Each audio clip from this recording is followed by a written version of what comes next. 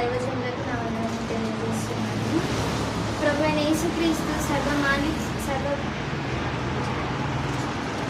యేసుక్రీస్తు వారు మన కొరకు సర్వ మానవాళి పాపములను రక్షించుట కొరకై సిలువలో మరణాన్ని పొందారు. ప్రభువైన యేసుక్రీస్తు సిలువ వేయబడినప్పుడు 7 మాటలు పలికారు. ఆ 7 మాటలలో ఇప్పుడు మనం ధ్యానించుకోబోతున్నది 5వ మాట. 5వ మాటన యోహాను రాసిన సువార్త 19వ అధ్యాయము 28వ వచనం చదువుతుంది. అటు తరువాత అప్పటికి సమాప్తమైనదని యేసు ఎరిగి లేఖనము నెరవేరినట్లు నేను తప్పికొనుచున్నాను. 5వ మాటగా నేను తప్పికొనుచున్నాను. యేసుక్రీస్తు ఈ భూమి మీద తను చేయవలసిన ప్రతి కార్యాన్ని చేశారు. వాళ్ళ అమ్మని శిష్యునికి అప్పగించారు.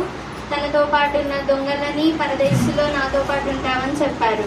ఇలా అన్ని సమాప్తమైన తర్వాత ఆయన గురించి ఆయన వేడుకొనుచున్నారు. ఈ మాటలో దేవా నేను తప్పికొనుచున్నాను అని దేవునికి యేసుక్రీస్తు వారు మొరపెట్టుకొనుచున్నారు.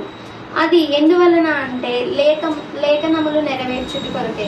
యేసుక్రీస్తు వారు పుట్టక మునిపే ఎన్నో లేఖనములు రచించబడినవి.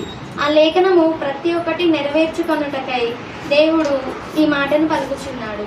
లేఖనము నెరవేర్చుకొనుటకు దేవుడు ప్రభువా నేను తప్పికొనుచున్నాను అని సిలువలో 5వ మాటగా అన్నాడు. కీర్తనల గ్రంథము 29వ అధ్యాయము 21వ వచనం.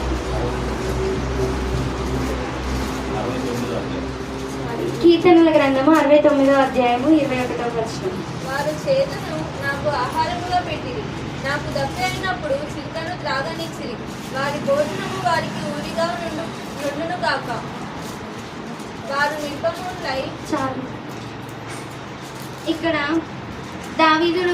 దావీదు మహారాజు రాసిన కీర్తనలలో వారు చేదును నాకు ఆహారముగా పెట్టిరి, నాకు దప్పి అయినప్పుడు చిరకను త్రాగనిచ్చిరి అని లేఖనము ఎప్పుడో రాసి ఉన్నది.